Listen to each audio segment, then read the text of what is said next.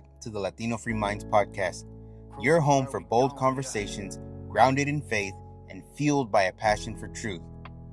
I'm fired up today because we're continuing something truly special, our Know Your Candidate series, where we're sitting down with the men and women who want to represent you and lead our communities here in California.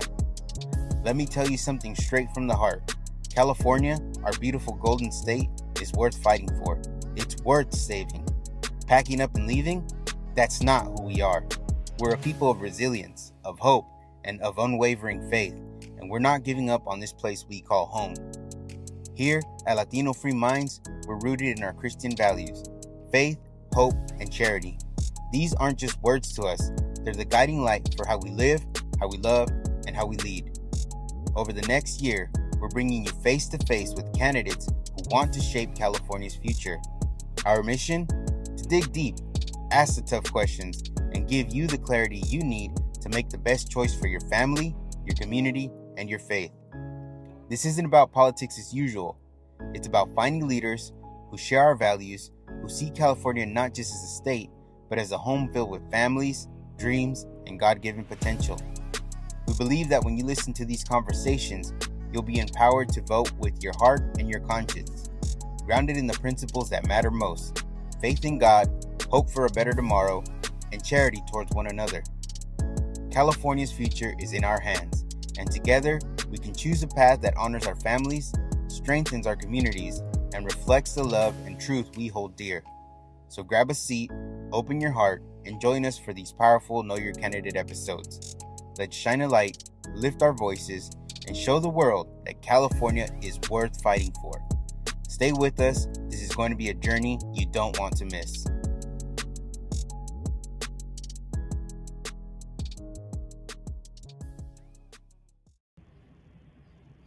Hey everybody, welcome back to Latino Free Minds, the show where we dive deep into ideas shaping our communities, our country, and our future. I'm your host, Daniel, and as always, I'm here with my co-host, Danny, and we're here to challenge assumptions, spark real conversations, and empower free-thinking people to stay and make informed choices. Today marks a milestone for our show. We're welcoming our very first Democratic guest, Robert Lucero, who's running for Congress in California's 34th District as an independent Democrat. Robert, we thank you for joining us. And as conservatives who've watched the Democratic Party veer off course in recent years, embracing extreme policies that many of us see out of touch with working families, traditional values, or common sense solutions, we believe it's crucial to hear from voices across the aisle. We've seen too many Democrats prioritize party loyalty over people, leading to skyrocketing costs, unchecked borders, and a loss of faith in institutions. But Robert, you're positioning yourself as a different kind of Democrat, one focused on infrastructure, bipartisanship, and a real economic revival. We hope that this is the start of more cross-party dialogues on our show. And for our listeners who have never heard of Robert, a brief background that he can correct me if I'm wrong.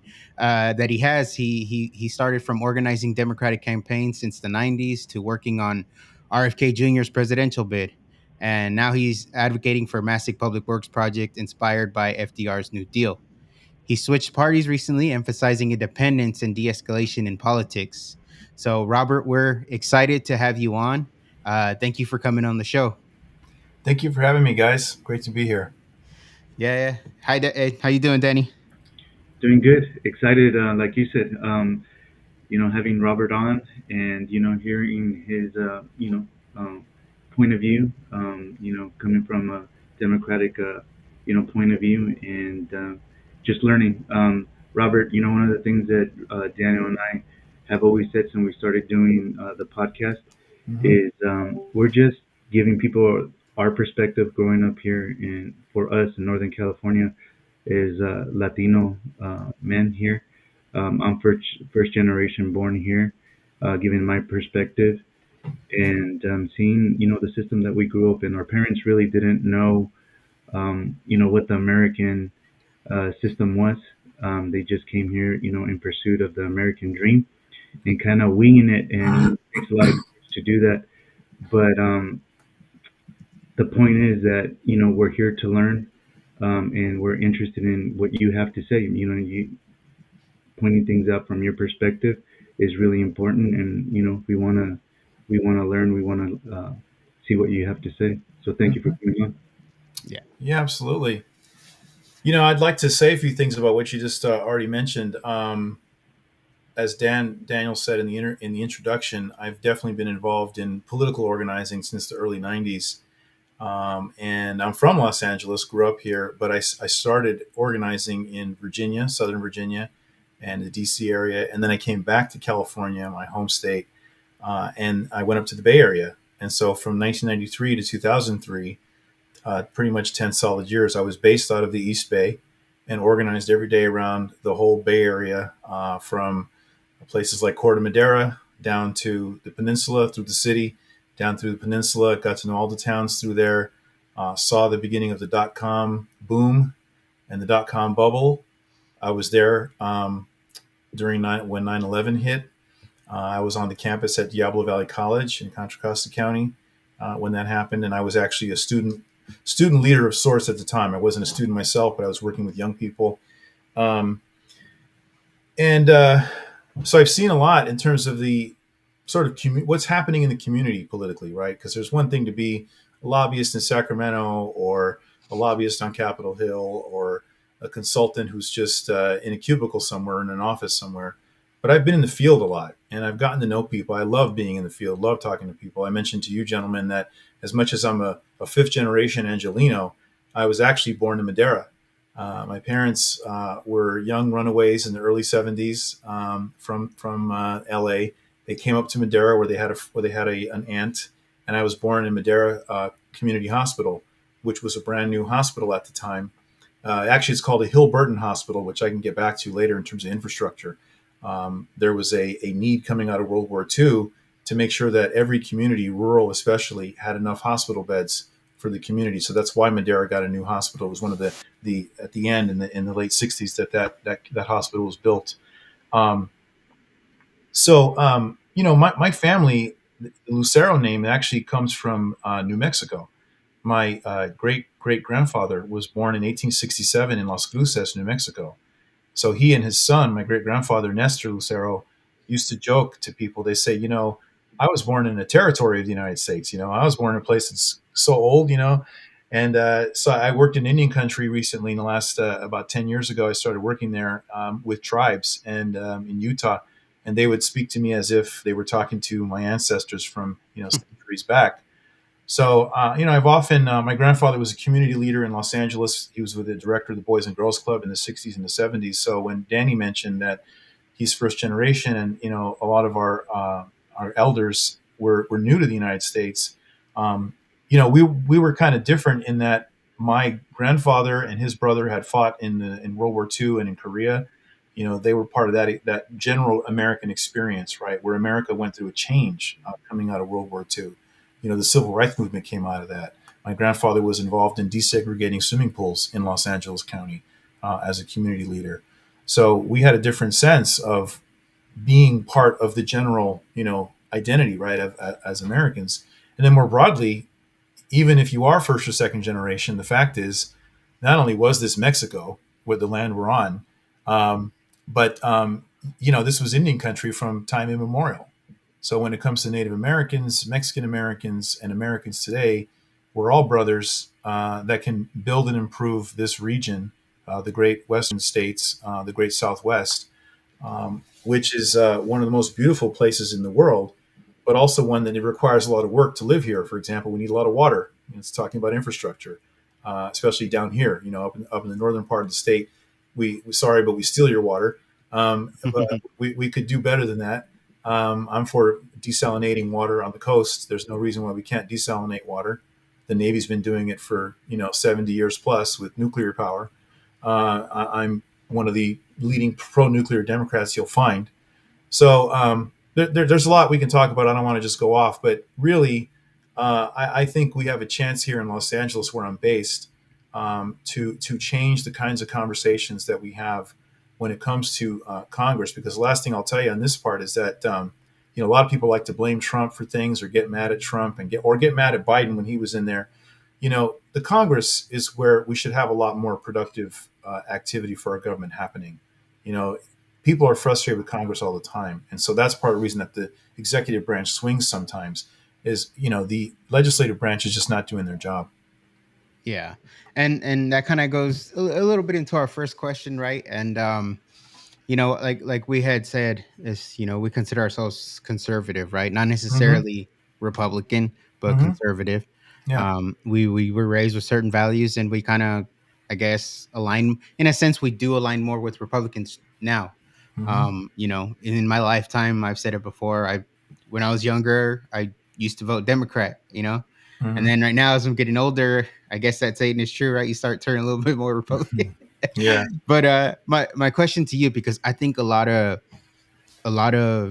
conservatives, have this question, and I think, you know, it's something that for me to ask a Democrat that's really interested in having a conversation like you are is, you know, what do you see having gone wrong with the Democratic Party? Mm-hmm. Because a lot of us feel like they just went too far, you know what I mean? Yeah. And I'm not saying all Democrats are bad, but it's hard to want to support someone in that party because of the Mm-hmm. whole party group thing, if you know what I Yeah. mean. So just kind of Mm-hmm. like from your perspective, Mm-hmm. what do you think is kind of where did they veer off? Well, that's a great question, and I think I've been working on the answer for a long time, which Mhm. is and I've been working in the process of trying to resolve this, which is, look, I'll start from the fact that, as you mentioned in your intro, I worked for Bobby Kennedy Jr. in the last election. I'm honored to say he's a friend of mine. I actually get to say that the same man that introduced Bobby Kennedy Sr. to Cesar Chavez back in 1965 introduced me to Bobby Jr. in Wow. 2018. It's a gentleman named Paul Schrade, who was a legendary labor leader, just passed away a couple of years ago, actually, lived to be 95. Um, but he was standing behind Bobby Senior in the pantry when Bobby was shot at the Ambassador Hotel, and they think that Sirhan Sirhan probably shot Paul because Paul was like 6'4", standing behind Bobby, who was about 5'9", and he fell down, went to the ground, and one of the last words that Bobby Senior said were, "Is everybody okay? Is Paul okay?" Like he knew Paul was behind him, and I guess he must have known. Um, but Paul also was a man who spent his entire life, frankly, after that, saying there was a second gunman that shot Bobby Senior from up close from behind. That the fatal wound to Bobby Senior was behind the ear, which is in all the reports from the coroner and so forth. It's a long story. There's been many books written about it, but Bobby Jr. has talked about this. If you find the podcast in Bill Maher's basement, Bill Maher has that podcast in his Hmm. basement. There's a segment you can find on YouTube of Bobby Jr. describing this in some detail. And I mention this because this is where I think we went wrong. Because if you look at the 1960 election between Nixon and Robert Kennedy and President Kennedy, John Kennedy, that was a very interesting election that's worth revisiting more than once because I believe John Kennedy was a great president who was, of course, murdered because of what he was doing with respect to the Cold War in particular. He was really ready to end the Cold War and pull out of Vietnam. And I also think that Richard Nixon was a great president. He accomplished a lot, and there was a reason why he was reelected in a landslide in 1972. He was elected in 1968 um, in the face of the chaos of the Democratic Party after the assassination of Robert Kennedy Sr., the inability of the Democratic Party to pull themselves together after that.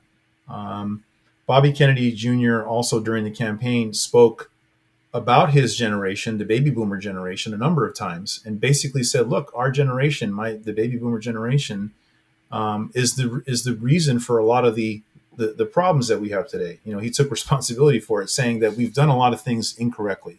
We've pursued some policies that have been wrong. So think about some of the leading policies. I don't know about you all, but I grew up I'm lucky enough to have grown up where I remember in the late '70s. Some of my first memories were several men in my extended family and family friend circle had union jobs, productive jobs, where they would come home on Friday with having gotten paid a wad of cash in their hand. Some of them worked at the General Motors plant or the railroads, or and this is in Southern California, in the city of LA. We had a steel mill in Vernon. We had productive jobs, and none of these guys had gone to college. They just went to straight to work, etc. Um, you had a productive economy. So we shut down the productive economy during the 70s and 80s. The Democratic Party increasingly has gone along with that kind of policy, so much so that they are arguably more of a Wall Street party than the Republican Party. The Republican Party has now, under Trump, become the working man's party. Um, it may shift again. You also have, speaking of, automobiles, if you're not following it right now in Michigan, the former or the mayor of Detroit is a guy named Mike Duggan. He's the first white mayor they've had in like 40 years, but he was elected twice by the people of Detroit, and he's now running for governor. And he was elected as a Democratic candidate when he was mayor, but he's left the Democratic Party and he's running as an independent. He's actually raised the most money of all the candidates in the race for governor in Michigan right now. And that's because people have actually gotten really fed up with both parties in the case of Michigan.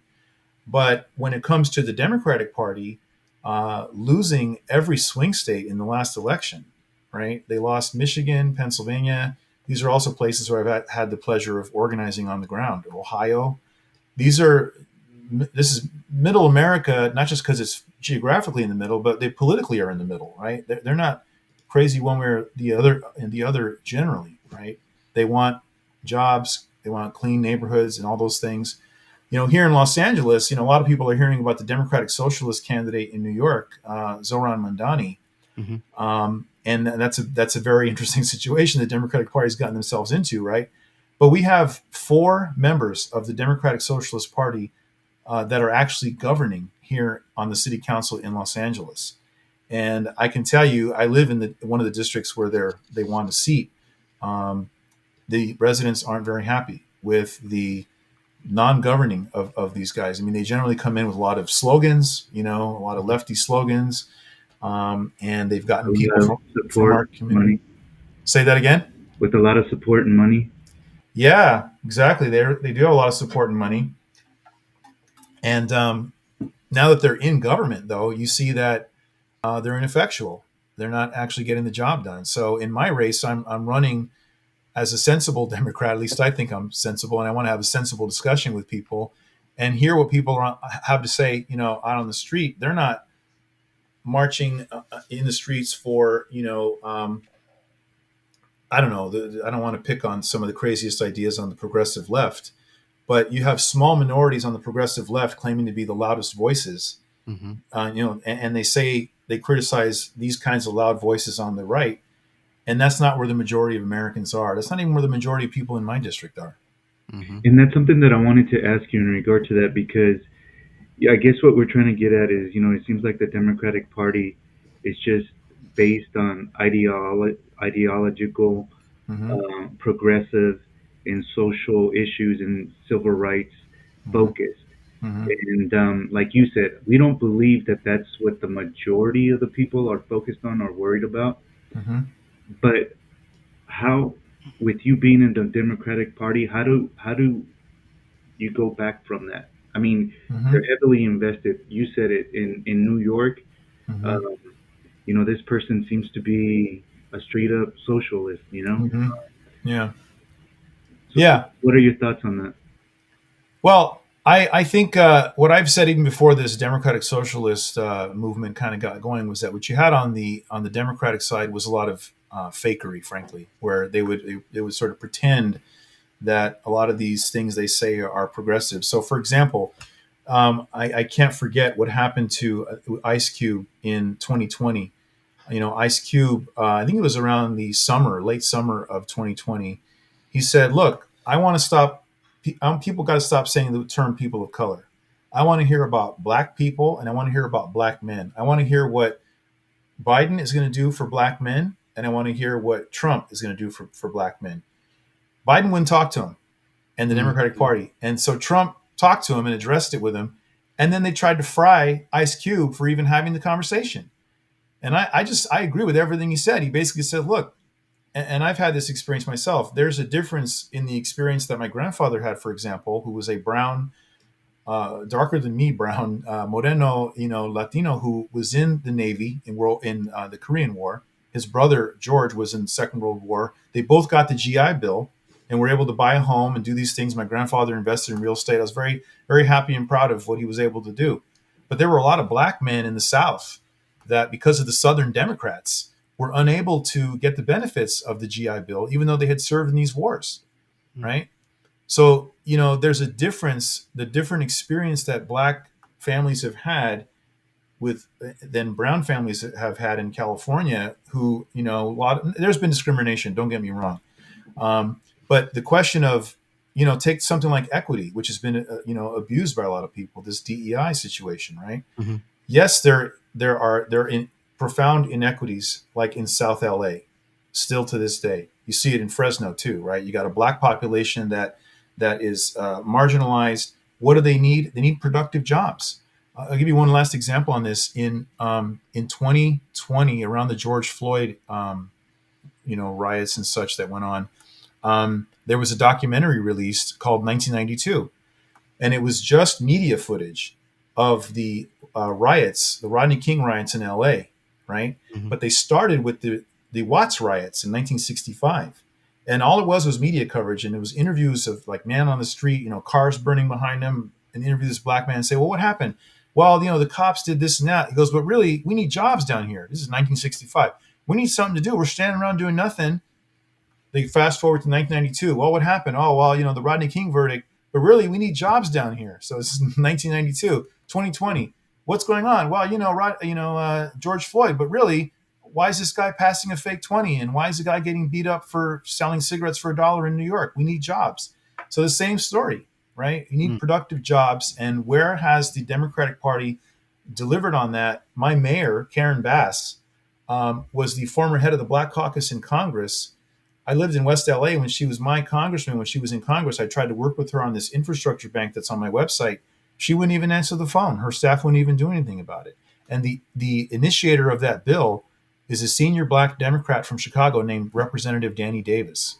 I helped to produce that bill and organized for it, and it still languishes in the House. It's $5 trillion of investment that we could have in infrastructure all over the country. It would make the high-speed rail system in California look like nothing, because it would be 10,000 miles of high-speed rail across the U.S. China's built 20,000 miles of high-speed rail in the last 20 years. What have we done? Mm-hmm. Yeah. Can I ask one more thing? Because I even told Daniel in the beginning of this podcast, this can go into so many different directions. But you said something very interesting that a lot of, let's just say, conservatives talk about. So, social programs, even me growing up, I'm going to give you my perspective. Sure. It's something that you see so that you can, as a Latino, growing up here, it doesn't matter what generation you're born here, but you see those social programs and you feel like they can help you. But let's think about that long term. And I do have a very interesting story to tell about that. I guess I'll lead off with that. That, okay, someone that I know, her kids, they were like 17. They were getting right at that age where they're going, being independent young adults, and they're going to start working. And the mom tells the eldest son, you're not going to get a job because you're not going to cut into my welfare check. Right. And instead of encouraging them to be an independent young man and start his, life, it's discouraging them from actually beginning that journey in independence and becoming his own man and things of that nature. So my question to you is, do you feel that some of these social programs, instead of helping people, are actually hurting them? Yeah, I was just looking up a book title real quick. Robert Kennedy Sr., in preparing for the 1968 campaign, he wrote a book. I think it might have been To Seek a Newer World. But it was a book on economics, frankly. And that's one of the things he talked about. So you asked me what went wrong with the Democratic Party. In 1967, he was exposing the fact that the welfare system then, 1967, right, in the wake of the Watts riots, for example, was set up so that the generally black or poor the father of a family. I say black because they had a higher incidence, right? And they had the riots and such. But the father had to be out of the house in order for them to get the benefits. So they were purposely breaking up the family, which did impact black families even more. You know, in Detroit, in Cleveland, in LA, and all over the place. Oakland. People say, "Oh, why is Oakland so bad? Why is Newark, New York so bad?" Well, because we've had this post-industrial, you know, there's been different levels, different phases of it. Some of it started right after World War II, if you read about it. They shut, instead of taking, for example, you take a place like Detroit where they're making a bunch of cars. They got the assembly lines ready to go, right? If you say, okay, we have plenty of cars, we've lost that fight really with Europe and Japan on cars, and we got to have electric cars, blah blah blah. But let's retool some of these lines to build high-speed rail components, cars and engines for high-speed rail, or component parts for nuclear power plants. In my view, you can use what they call modular reactors, where you build the parts, you put them together like Legos on site. But these are jobs that young men can have. I mean, I'm biased and say that more young men should have jobs. For one, we're the troublemakers if we don't have something good to do. We all know that. So put us to work. We're hardworking. Obviously, our people, Mm-hmm. and let's have some productive jobs out there.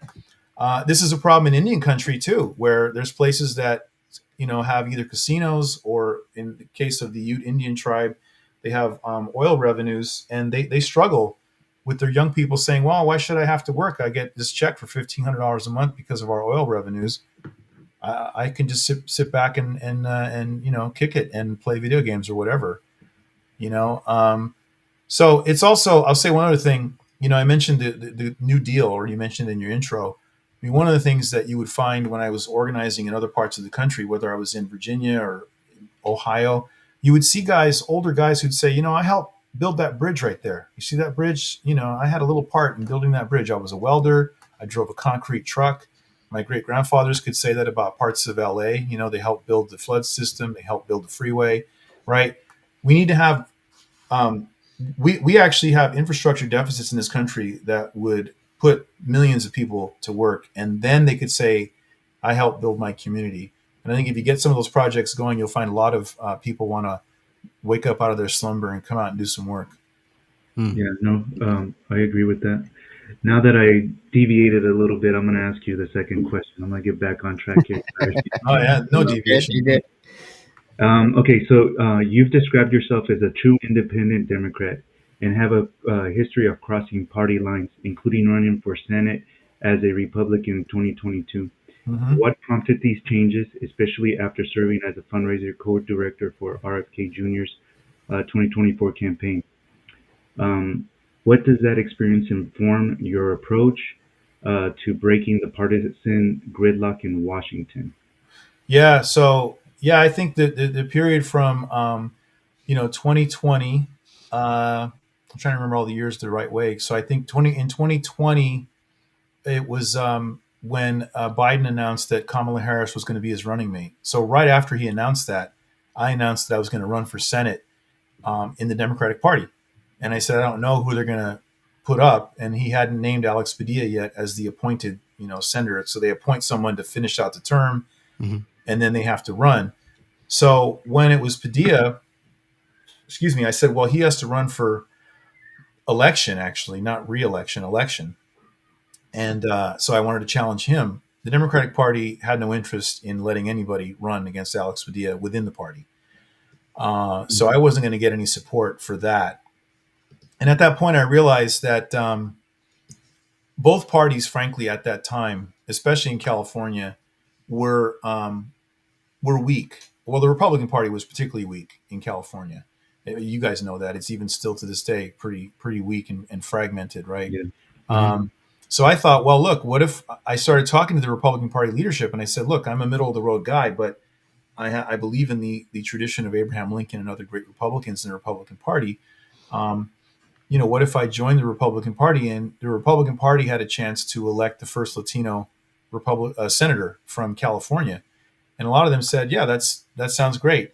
just raise the money. So I was not able to raise that money. They did want to run me for statewide office for Secretary of State that year, but I had not been a Republican long enough.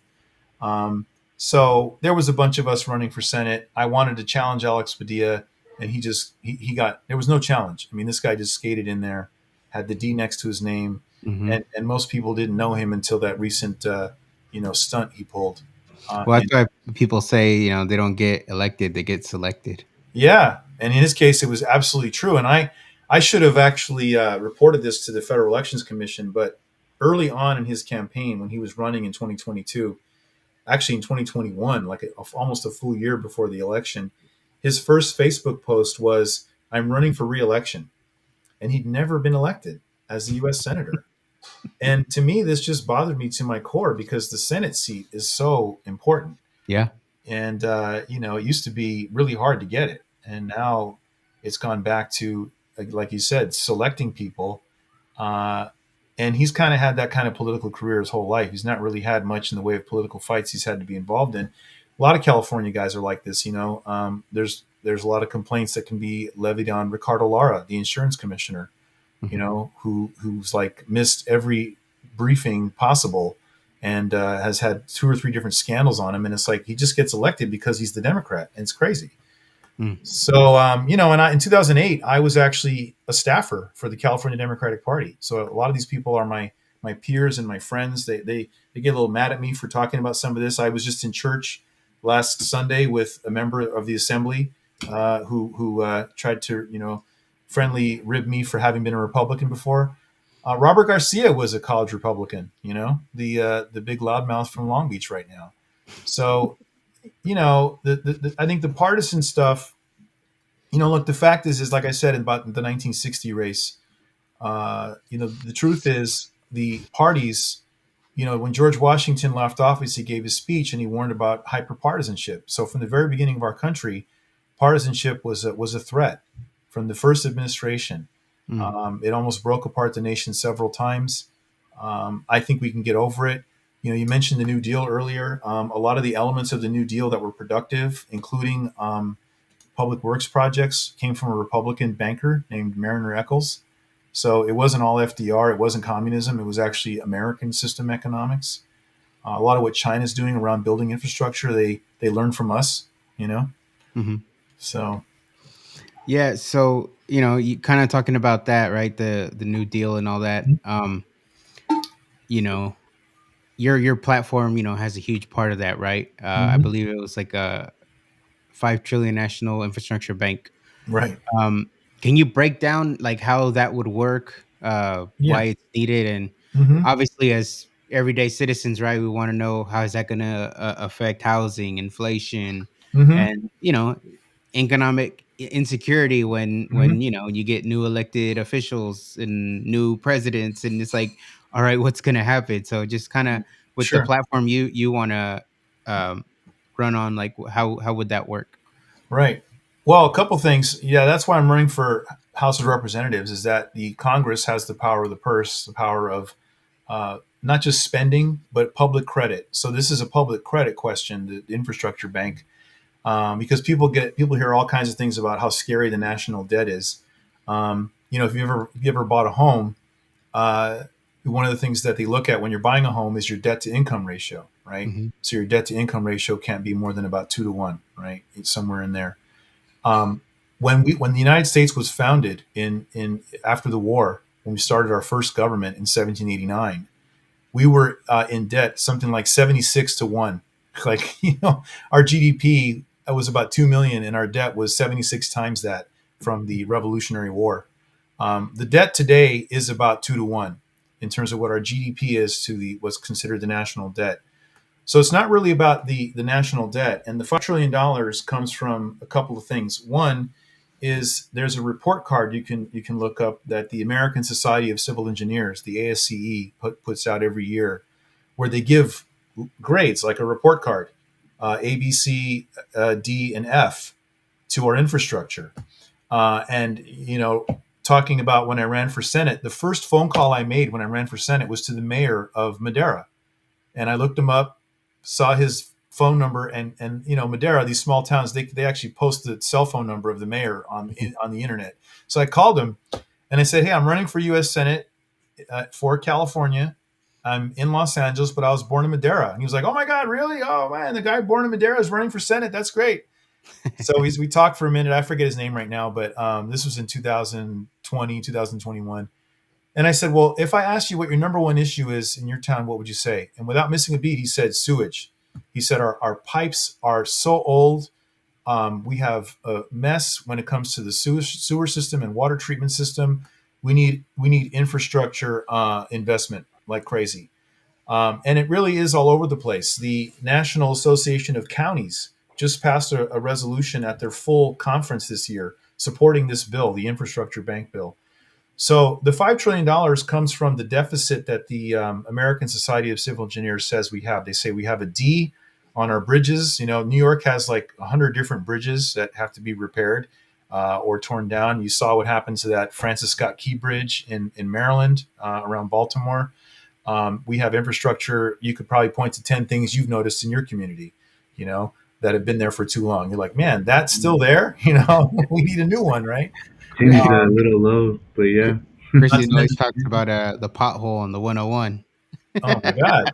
Oh my God. Yeah. And so these are interstates, so there's plenty of work to do. And then when it comes to people see this as it's not new spending, it's actually repurposing of existing debt. So you basically take a chunk of the national debt, you put it in something you call the infrastructure bank, you put a board up there, and you say, this is the new board managing this debt and paying the holders of this debt anywhere from 1% to 2% more per year for this debt. But the fact is, using that 100% earmarked for infrastructure is going to give you at least 8 to 10% in return over the next 5 to 10 years. But more than that, what it does, think about this. Let's say, so $5 trillion is for the nation. California represents about 10% of the United States in population, right? So we get 500 billion. Okay, 500 billion divided by 50, say we have 50 counties across or 50 congressional districts in California. That's 10 billion per congressional district. How would you guys like to spend $10 billion where you live on infrastructure? Wouldn't that be great? Yeah. And if you did that, you think about, so $10 billion, how many people would that put to work? And what happens when you put people to work? You're putting money in their pocket after they're working and they're spending it in the community. So the money, multiplies. There's a multiplier effect, right? Right. Yeah, I think the only question would be is if that money actually does get used for what it's meant to be used would be the question. Yeah. Oh yeah. Well, you'll have a board of governors. You'll have compliance for sure. But look, this is that you go to a city council meeting, you go to a county council meeting, all you're going to hear about is deficits, and we don't have the money for this, we don't have the money for that. Mm-hmm. And think back, I don't know if you did this, but when COVID hit, when we had the lockdown around mid-March of 2020, it didn't take me long to get tired of the news and the body counts going on. So I was watching the financial news, and they were really freaked out. They were like, okay, we need money. Forget all this other stuff. You need to make sure that Wall Street is getting billions, if not hundreds of billions of dollars per week to keep the markets up, right? And they keep it mystified, and they've gotten us into it with crypto and other things. We're investing, right? But the fact is, you're talking trillions of dollars that go into the commercial banks, investment banks, through the Federal Reserve, through favored status of these private banks. The communities don't see that. Community banking is way down. There's a movement for community banking that may sound left, but it's actually just American. We need to have more banking of, for, and by the communities. Yeah. And Robert, I wanted to ask you about, districts like yours. They're heavily Democratic. Voters, usually have to choose between a Democrat or a Democrat, and there's no Republican representation on the ballots in most cases, right? Mm-hmm. So, as conservatives or the conservatives of your district, Mm-hmm. How would you convince them, to vote for you? Because honestly, I mean, we spoke about it a little bit earlier, with the progressive Mm-hmm. ideology that's being pushed, things like, defund the police or Right. extreme environmental mandates and stuff like that. Why should independents and Republicans, vote for you? Yeah, I really, number one, I want to get out there and tell them that I'm a very different kind of Democrat. I have a plan as to how I'm going to get out there, and it's going to be fun. And I've already started doing it. I was in El Sereno, which is a majority Latino community, a community that my great grandfather Martinez, Ignacio Martinez, was there during the Depression. Built a house on the hillside there on the hills of El Sereno. He actually was so old, he'd gone so far back that he used to be able to ride horseback in different parts of LA, where there's now highways and streets. But no, it starts with listening to people. I went down to the local fire station just to talk to them, and I talked to the fire captain, a Latino named Vargas, the captain here, and I talked to them, and look, they feel pretty betrayed by the city government, and the mayor has cut the budget by. There's a deficit of firefighters right now of about 1,600 is the estimate, which is crazy in Mm. comparison to big cities like Chicago and Houston. And we just had these fires here, right? So I think people are looking at the reality of how these folks govern. So Karen Bass may seem to be a sort of middle of the road Democrat, but she's not. This mayor and the members of the city council. So I'm going to go out there and say, look, I'm not with those folks. I'm not like those folks. I can work with those folks on my terms, but I'm going to say that progressive to me means clean water, clean streets. That's progress. Uh, you know, Infrastructure development. And the majority of people in this district, I believe, agree with me. A lot of the people who say that, well, no, progressive is we got to have, drag queens at every library. I don't think that's what everybody's talking about at their family table. They're talking about inflation. They're talking about being scared of crime. Um, there's a lot of people that are definitely scared about the ICE situation right now. And I'll just say, I worked for Bobby Kennedy's campaign in 2024, and we did a documentary on the border. Most of the people coming across the border weren't even from Mexico Mhm. or South and Central America. They were from all Yep. over the world, and it was an open border being run by gangsters. So Mhm. it's really more about the U.S., Mexico, and Native Americans, Indian country, working together on a stronger Southwest, in my opinion. And the fact is, we need a lot of this labor, as we know, in the Central Valley, for productive jobs and such. We need more adjudication, ability to adjudicate cases for asylum and such here. Mhm. And look, the other thing too, the last thing I would say is the United States and Mexico should be some of the most natural allies for economic development in the entire world. Mexico could be one of the richest countries in the world. It's natural resources, it's hardworking people. They have a new president. We can work with that president, I believe, to get something done and create a Mexico that Mexicans will be proud of, that Mhm. Mexican Americans will be proud of, and can be a partner for peace and economic development. You're the first person that I've talked to that has actually brought that up.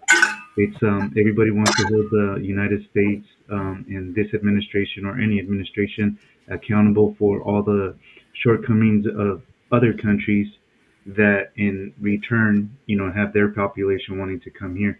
But Mhm. we've got to point that out just like how you pointed it out right now. So Mhm. thank you for that. But I've got a question for you.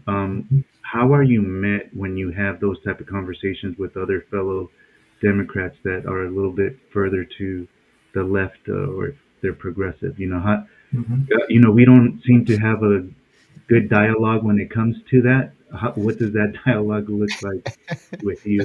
The ones passing you back, they went so left or doing a U-turn, so they're going this way. And Yeah, you mean the ones that are like the triggered meme? The, yeah, the yeah. girl that's Exactly.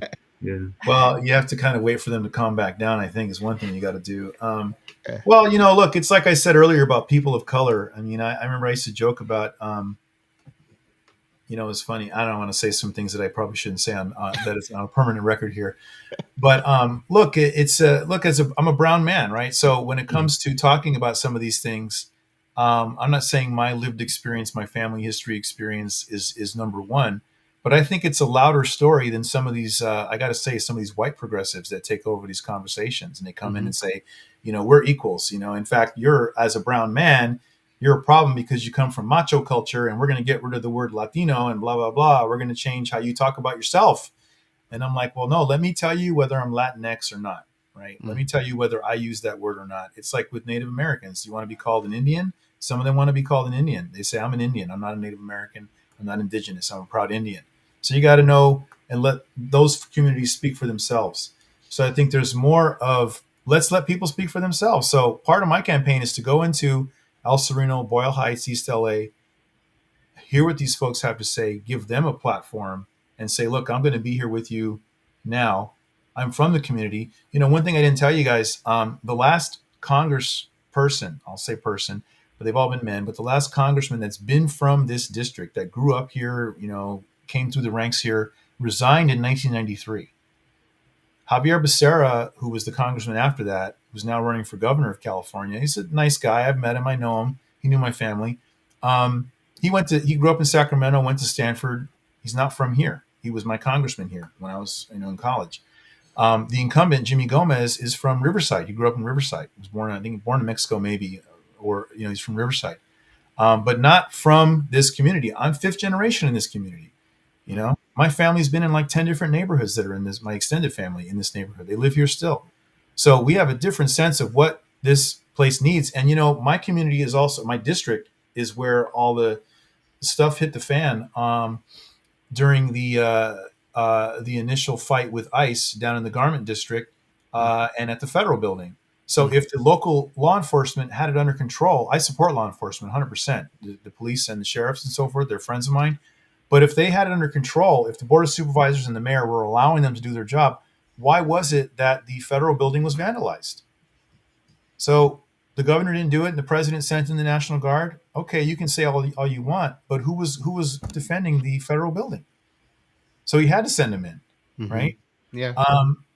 So people, they don't admit when they're wrong about some of these things. That's part of the problem. They don't see, there's no gray. I got to say one more thing, if you guys will let me.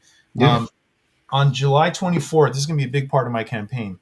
July 24th, or late June, the Supreme Court issued a ruling overturning Boise and Grants Pass. Those are the two decisions that had prevented cities and counties from removing encampments from public spaces. So parks, Mm-hmm. streets. So now Fresno City, Madera City, Stockton, they can remove encampments. They have been empowered. It's legal now. They can just get rid of all that stuff. They're violating all these laws. Get them off the streets.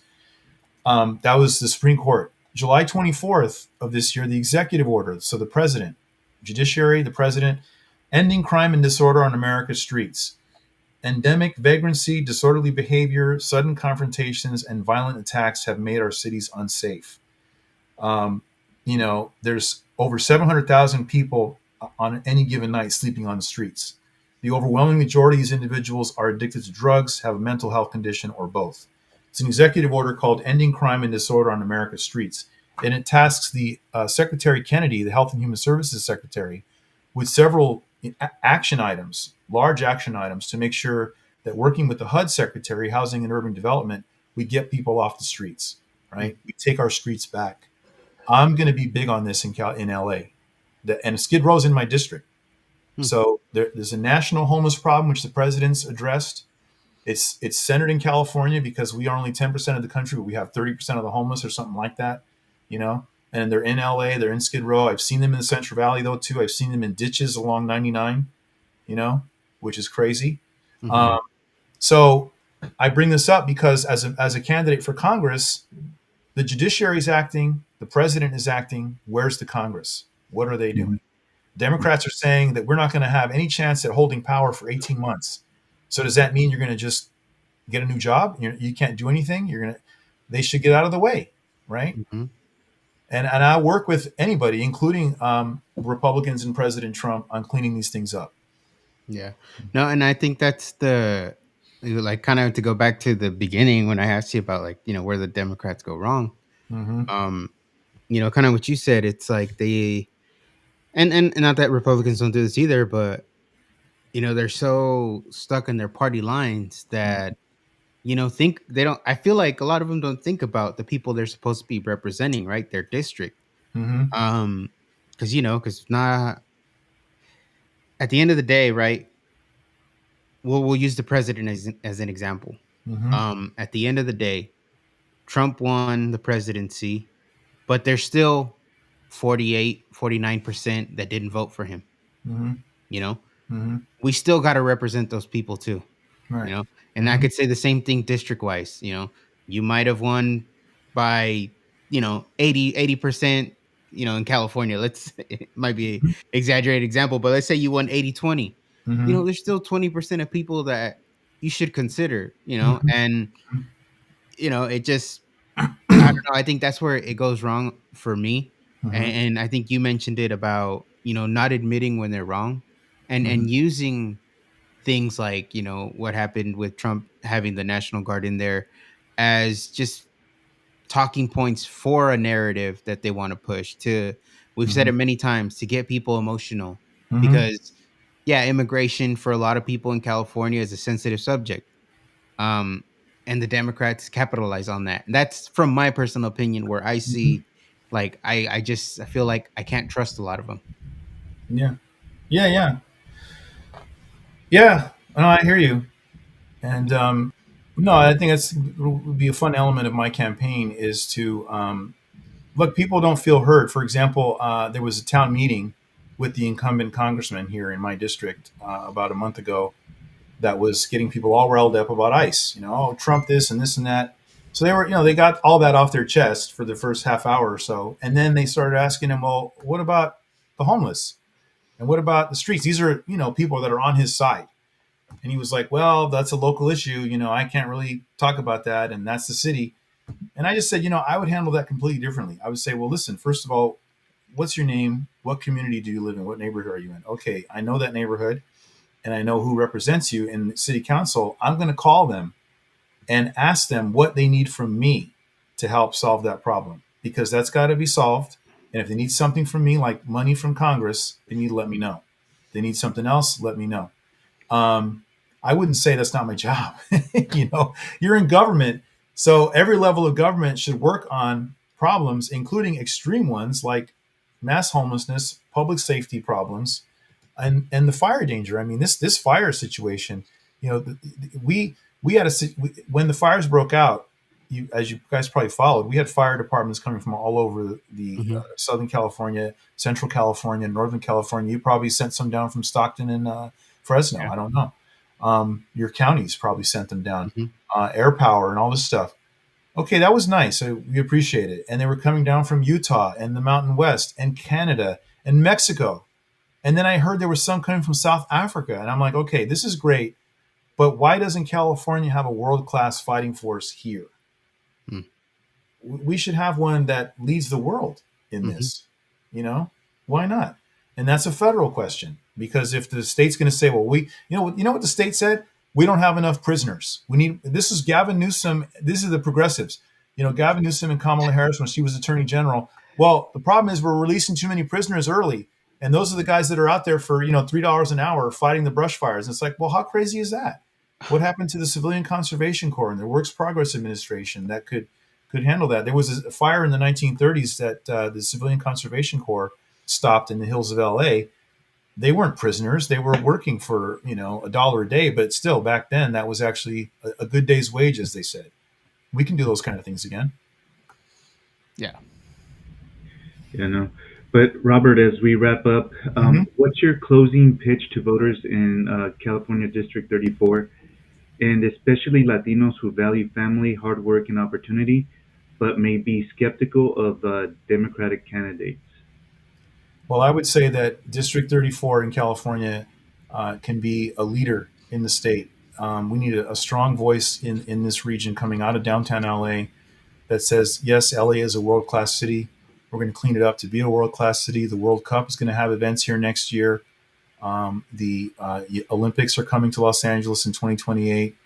And whether Americans like it or not, this city is going to represent the United States to the world. So we got to get on track, not just for that to look good, but use that as an opportunity to say, we're going to come back. We're going to, at every level of government, make it work. People didn't like Elon Musk. Well, let's be effective ourselves in our government. Let's make it work for the people. In our communities, we know that we need community banking and infrastructure investment. I'm the congressman for that, and I bring together a lot of people that I can work with from all walks of life politically: Democrats, Independents, Republicans, and I think we'll have a lot of fun in LA once again, rebuilding. We can radiate some positive change out of LA, and show the rest of California what can be done. The California delegation is a big delegation to Congress, and I think it needs to be shaken up quite a bit, and I can Mm, do that. yeah. You know, Well, with what you said right now, sorry, Daniel, you're good. you said something earlier that you know people have been saying for decades is they try to focus on social problems, Yeah. but everybody ends up saying we need more jobs. Right. So Right. there's a lot of work to be done in California, Oh, yeah. and we still need jobs. So Yeah. I think we kind of accommodate both, and make California exactly how you described it. A model state. That the world is going to be looking at. Yeah. And we have the benefit of having had a lot of that before. People did look to California as a great model of a lot of things. We had great infrastructure development. We had a great education system, including all the way up to college. So yeah, we can do it again. There's no question. That sounds good. Well, Robert, we thank you for this, candid conversation. It's really refreshing to be able to speak with the Democrat, right? Yeah. Willing to you challenge the status quo. You're reaching across the aisle. We have listeners. Most of them are conservative like us, but if you're independent or even a Democrat questioning the party's direction, we like to remind people that free minds win when we engage in ideas, not just labels. And I Hmm. think we did that today. And for the people, if you want to learn more about Robert, check out his campaign at luceroforcongress.com. And as always, we always tell people, think critically. We tell them vote your reality, because it goes back into how you know people use certain narratives to sway your vote, and you can be seeing something with your own eyes and it's opposite of what they're telling you, right? So we Right. always tell people vote your reality, right? Vote, be informed. Right. And we appreciate you coming on, giving us your time, and we really learned a lot about you, and you know you're to me, after this conversation, you just seem like a common sense type of guy. We need more of that. I appreciate that. I Yeah. appreciate that. Sure. Yeah. I think there's more of it out there. I think we'll be okay. And I look forward to, as I campaign, meeting more people who want to think like we're talking about here, which is to go ahead and question certain things that don't seem to make sense, and find better answers than what everybody says you have to go along with. Right. Right, Yes. right. You know, as you guys were talking, I was just thinking something that's commonly going on in today's culture is I don't think everybody's focusing on what should be the end game or the goal. The goal should be to save this state.